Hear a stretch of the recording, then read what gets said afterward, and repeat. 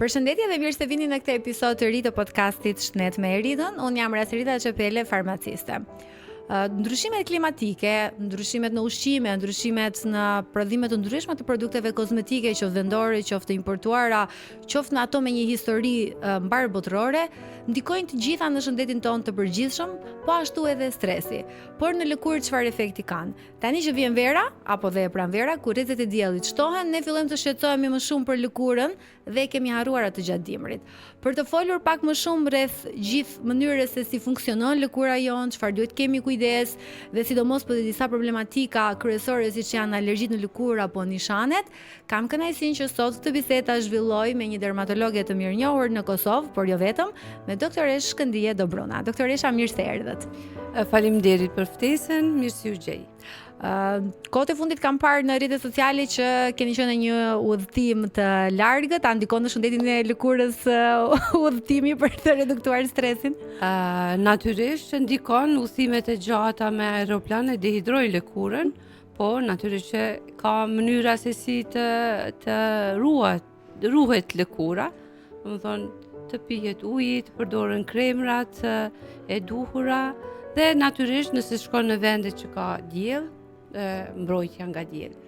Doja ta nisja në mënyrë jo shumë zyrtare, formale bisedën, sepse i tillë është dhe formati podcastit ton. Duam që të bëjmë edukim shëndetësor në baza të thjeshta, në mënyrë që të vijmë në ndihmë sa më shumë dëgjuesve për gjëra praktike realisht. Para se të filloj bisedën në tematika që sapo përmenda, doja të dija nga ju paraprakisht se si ndryshon nevoja e kujdesit ndaj lëkurës në pranverë dhe në verë në raport me dimrin, çfarë duhet kemi pak më shumë parasysh, cilat janë këshillat tuaja?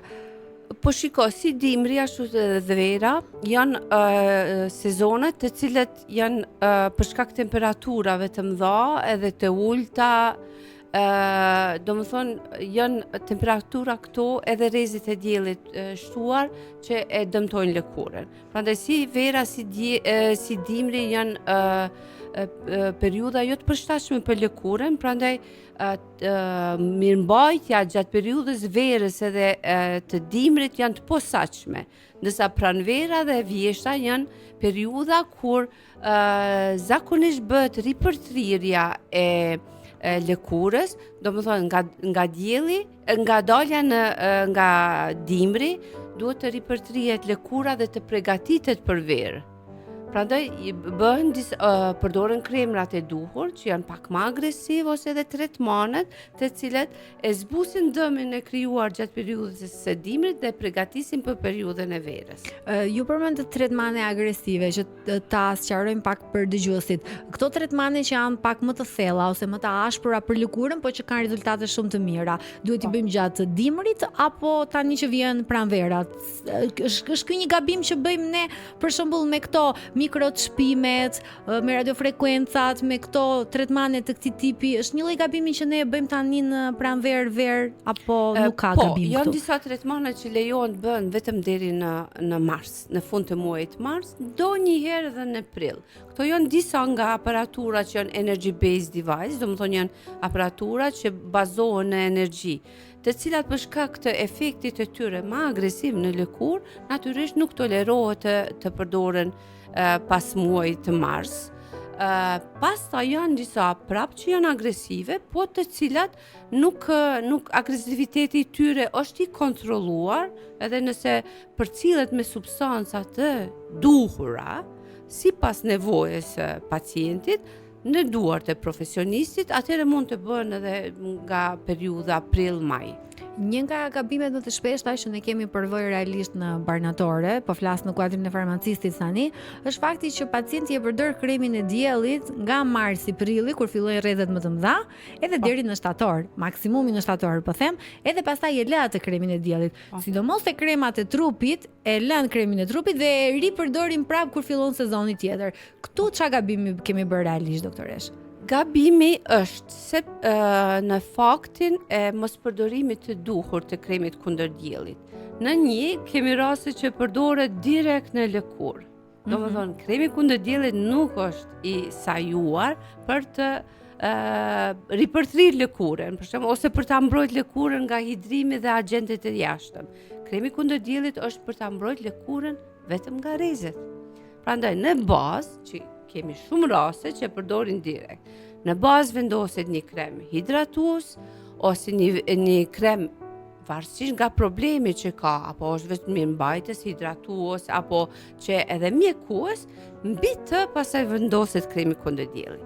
Tani, kremi kundër diellit duhet të përdoret me mbrojtës kundër rrezeve UVA dhe UVB nga prilli deri në fund tetorit, sepse në tokë janë prezente edhe rrezet UVA edhe rrezet UVB gjatë këtyre muajve.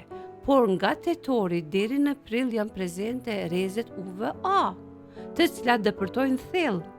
Prandaj mbrojtja duhet të bëhet gjatë gjithë vitit. Po, pak më e madhe ndoshta në verë dhe në pranverë me Po, një faktor më të lartë. Janë dy lloj rrezeve. Po persona që kanë probleme, për shembull kanë keratoz aktinike, kanë skuqje, kanë sëmundje të lëkurës, kanë hiperpigmentime, po edhe themi për sëmundjet lëkurës, ata duhen të ruhen edhe nga rrezet UVA. Edhe këto rrezet UVA janë edhe ditëve me shi.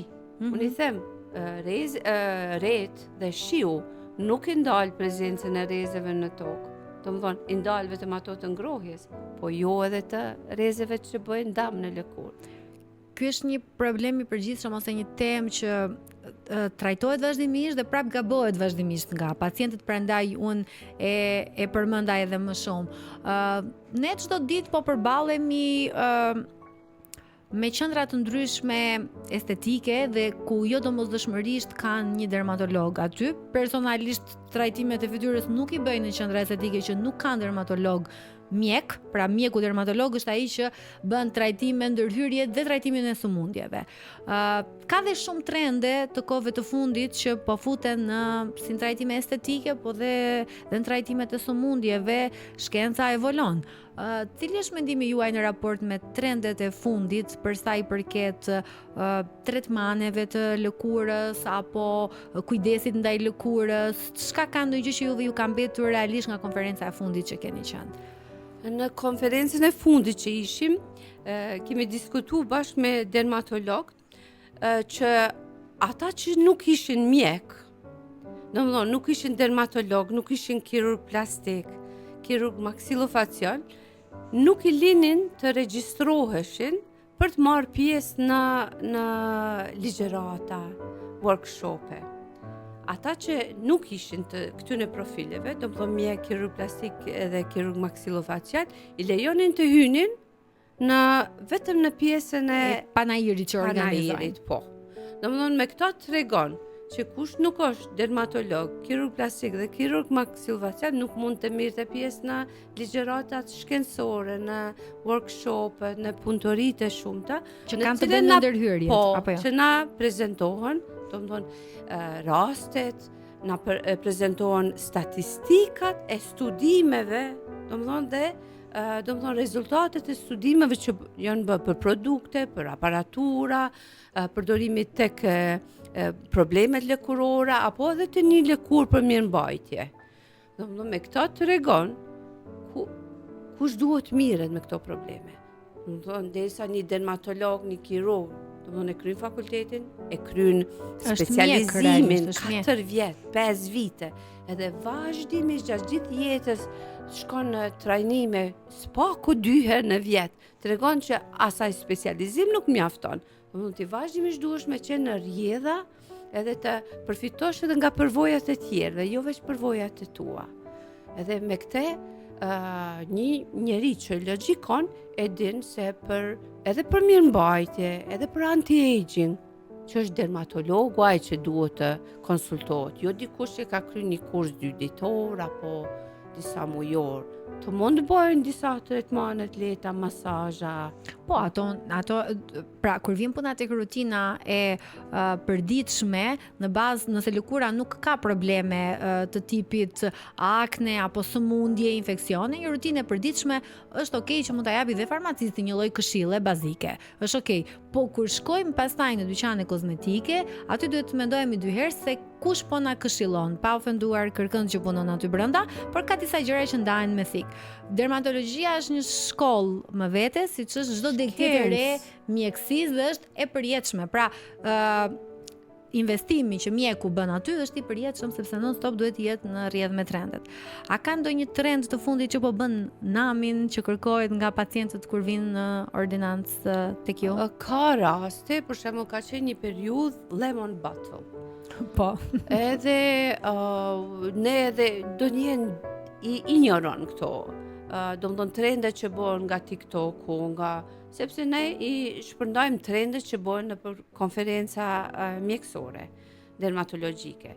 Edhe ikim këtyne trendeve TikTokut. Po, ndonjëherë edhe nga kërkesa pacientëve na detyrojnë të deklarohemi. E për këtë, për shembull, lemon bottle, kemi dalë me deklarat që është studiu nga shkencëtarët në Zvicër dhe kanë dalë me deklarat që nuk është i aprovuar dhe nuk dihen pasojat e tyre. Po tek ne akoma përdoren.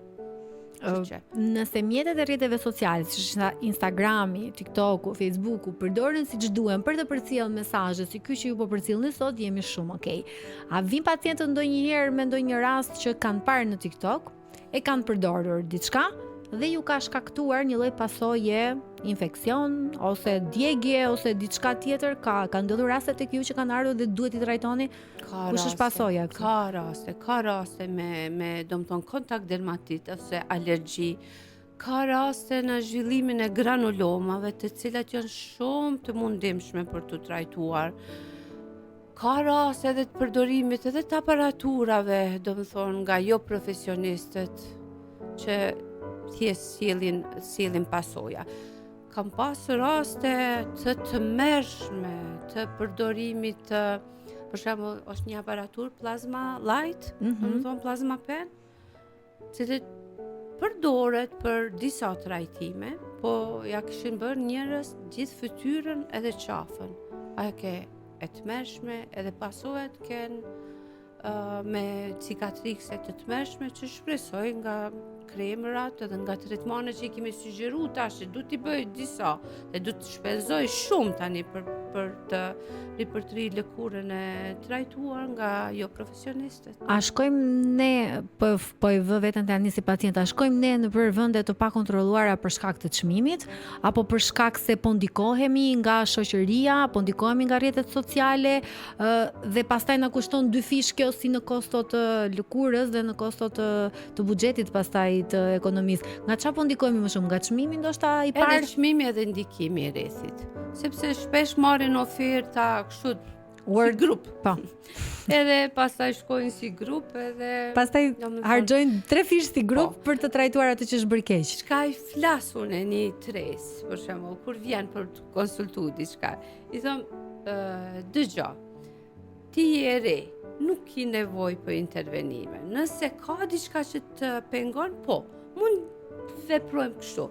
Po, nëse bjen në dur dikuj që është shumë komercial, ai ka me të fut për shkak kësaj, domethënë ka me injektu ndoshta më shumë diçka, me atë rast ku injektohet diçka më shumë për shembull në mollza ose në mjekër, atëre një pjesë tjetër e fytyrës do lëvizi.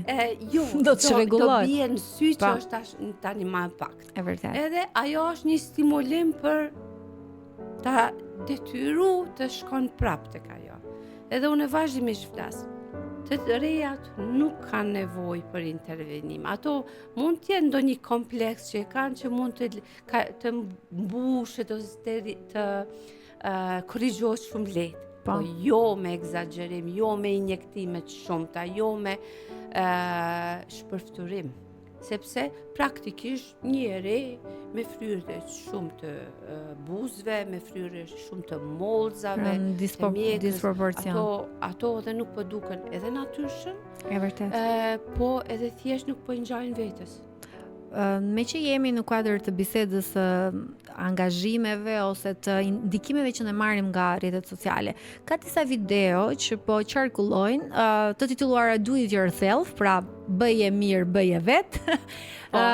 Tretmane që ne mund t'i përgatisim vetë në shtëpi, dhe madje ka qenë një klishe një kohë që e kam dëgjuar, çdo gjë që hahet vendoset në lëkurë, që për mendimin tim personal si profesioniste e shëndetësisë është gabimi më i madh se nuk kemi të njëjtin pH, po mendimi juaj cili është për këtë rast dhe a duhet t'i aplikojmë apo jo, doktoresh? Shumë pak substanca ose gjëra ose fryte janë ato të cilat veprojnë në lëkurë dhe kanë ndikim.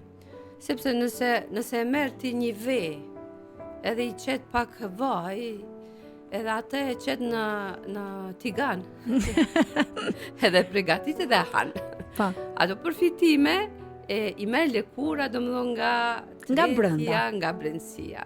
Por nëse ti një ve ose një frut ose e qet në fytyrë, e thjesht, ka mund të themi, lëkura nuk ka lukth për ta përpunuar atë frut që ai të vepron. I vetmi sen që ka mundet me qenë është limoni, domethënë një gjë e thjesht. Sepse është direkt ai lëngu i limonit pak Aciditeti që ti e ndjen realisht. Se Po. një aciditet, domethënë bën një ripërtrirje të lehtë, sepse edhe shumë krema duhet të jenë më acidike për të fillu procesin e ripërtrirjes. Të gjitha tjera që ka bën, domethënë munden me pas një efekt shumë sipërfaqësor ose fare. Domethënë një njomje shumë të lehtë, e cila nëse vazhdon e përdoret, i bën dëm sepse e mashron lëkurën. E vërtet. Po. Desa çka do që është acidike, e shtin lëkurën me punu.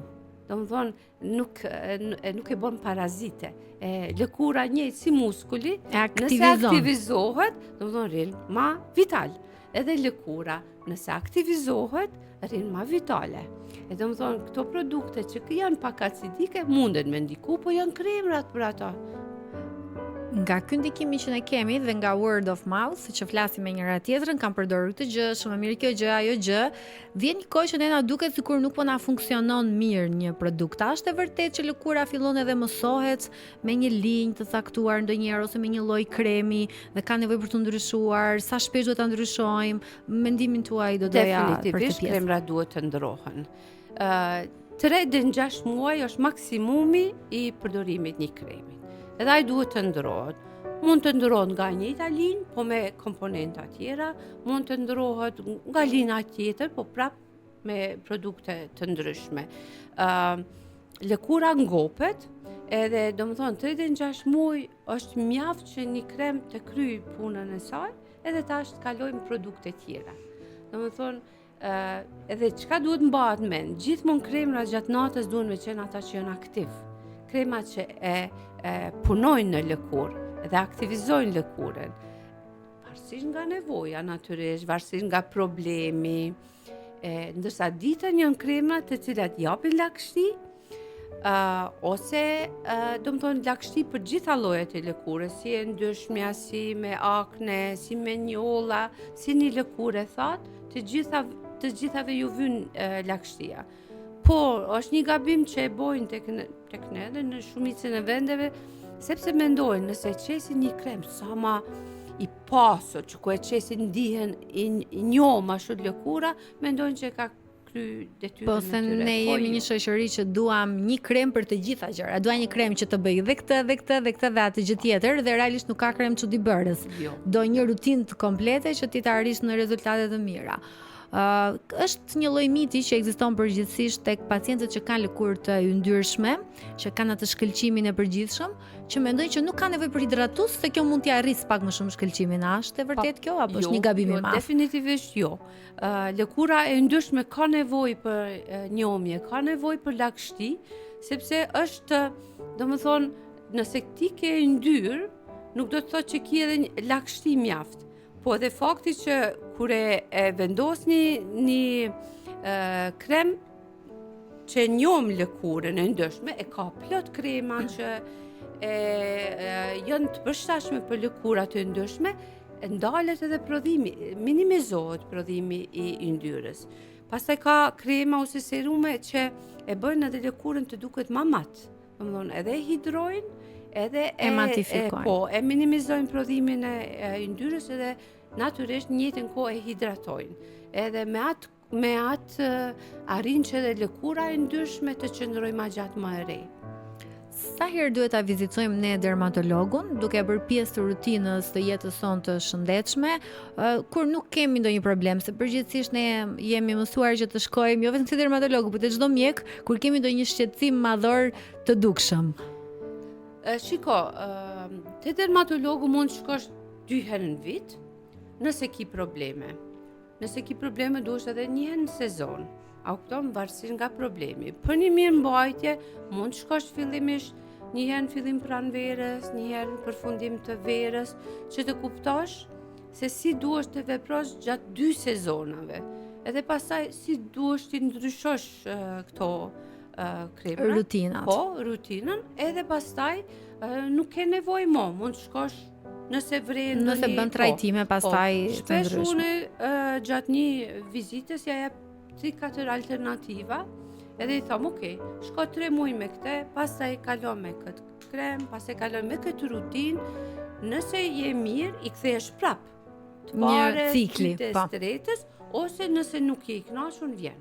Edhe mund të bëjmë një rikonstruksion të gjithë Ka rutinës. nevojë pastaj pas një kohe, ndoshta të ndrohet, ndoshta është zhvillu diçka që natyrisht ka mujt të ikë gjatë kësaj periudhe, edhe një konsult Dhe nuk e bëhet, edhe nuk duhet harrohet që lëkura nuk është pallto. Lëkura është një organ në të cilën mund të vrehesh sepse manifestohen problemet e brendshme. Kështu që ti mund të vresh shumë lehtë ndonjëherë një problem të një organi tjetër. Po, është Edhe e vërtetë. mund të jetë një simptom i parë i problemit në mushkëri. Mund të jetë problemi i parë i sëmundjeve të mëlçisë, të pankreasit, të luftë, të zorëve, Helikobakterit. gjithsesi. Hormonal. Kështu që po, Po. hormonal, patjetër. Kështu që rezistencës insulinike, e cila kohët e fundit është shumë e shprehur. Prandaj gjitha këto janë Mund të shfaqen me reakcione në lëkurë dhe të jenë një indikator shumë i rëndësishëm pastaj për sëmundje të tjera. Një produkt i mirë, nga një produkt që është marketuar mirë, ka bërë një marketing të mirë, ju si profesionist shëndetësor, si e dalloni dhe na tregoni dhe ne të tjerëve se si ta dallojmë realisht, çfarë duhet kemi parasysh. Më vje keq thënë, po produktet që reklamohen nga VIP-at, që një javë reklamojnë një produkt, pas një javë produktin tjetër, pas një javë produktin tjetër, ose personat që kanë një lëkurë të bukur, vetë kanë të tillë, paguhen nga distributorët, themi, të një produkti që reklamojnë si të mirë edhe se ka pasur ndikim. Aty duhet pasur kujdes, sepse dihet që është, domethënë, reklamim për çështje komerciale. Mu shpesh kur vinë, e përdori këtë produkt. Mirë, them se nuk mund t'i dim na gjitha që Çfarë qarkullon në treg, në është e vërtet. Edhe e marr, mirë, së bashku, hajde të shohim çfarë përbërës ka. Mirë, e shohim, ja tani e kisha një produkt, ishte mirë me probiotik edhe asi, po tha këta e përdorin natën, thash jo, kjo nuk bën përdoret natën, duhet përdoret ditën. Po mu më kanë thënë, thash, po mirë, po më vje keq. Prandaj ne duhet jemi, nga sa kuptova nga rasti juaj, duhet jemi shumë të kujdesshëm që ne të lexojmë përbërësit.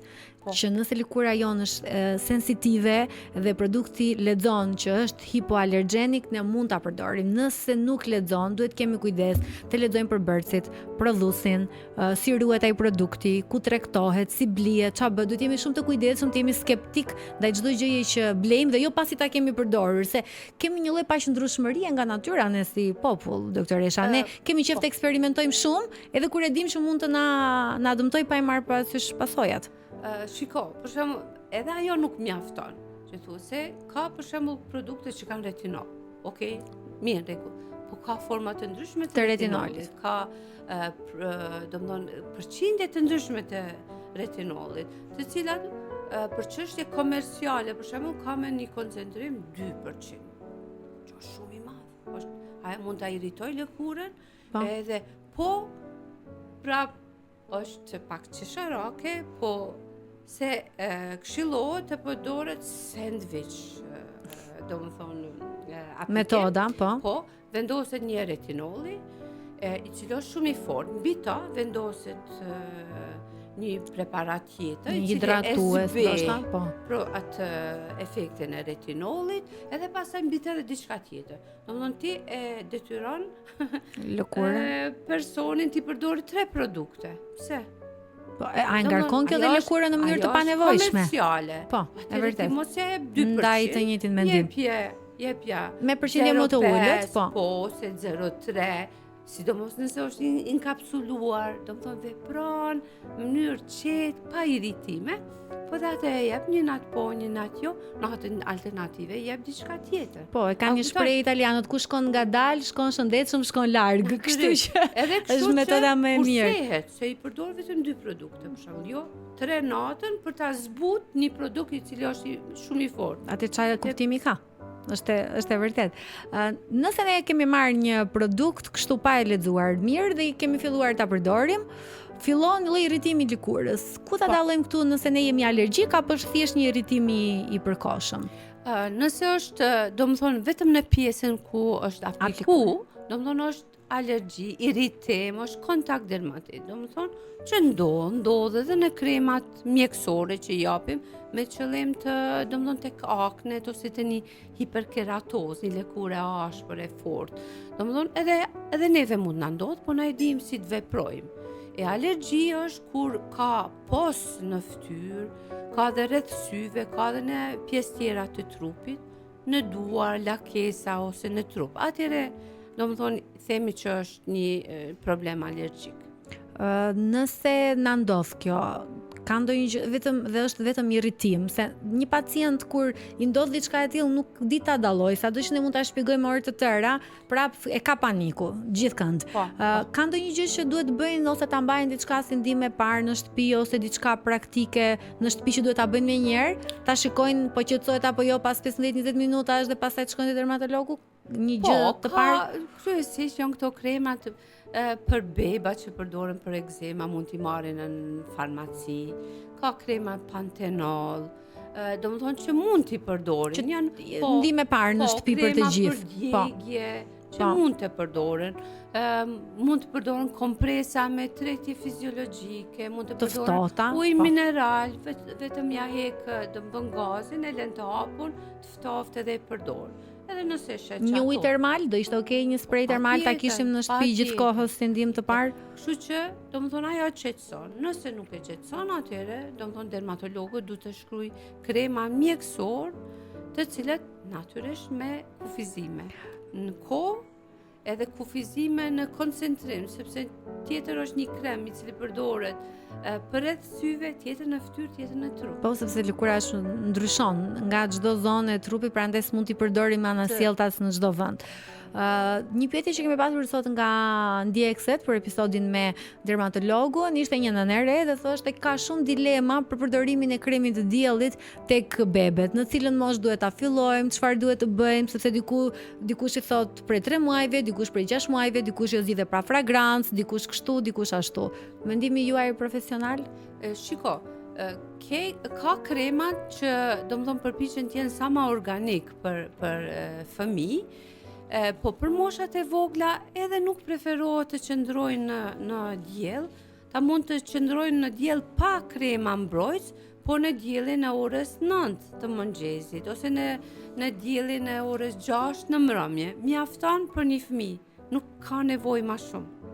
E nëse domethënë qëndron diku, është në pushim, domethënë nuk mund të izolohet edhe nana apo fëmijë tjerë, atëherë thjesht mund me rroba mbrohet. Nuk ka nevojë. Okej, ato rrobat mbrojtëse të fëmijës që janë mbulojnë komplet, po.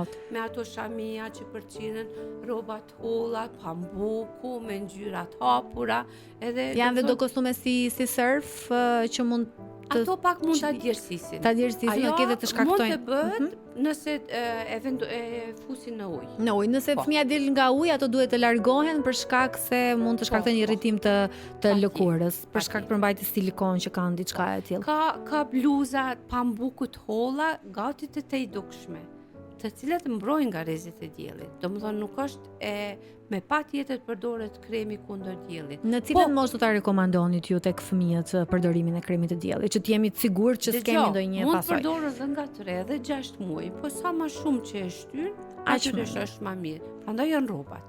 E vërtet. Edhe mos ekspozimin në diell të fortë. Ajo mos ekspozimi në diell është edhe për gjithë ne të tjerët, po kur është e pashmangshme, s'kemi ç'të bëjmë. Unë vetëm e paramendoj një nën i cili ka një bebe, domethënë 3 muaj, 5 muaj, 6 muaj, edhe ka një fëmijë tjetër.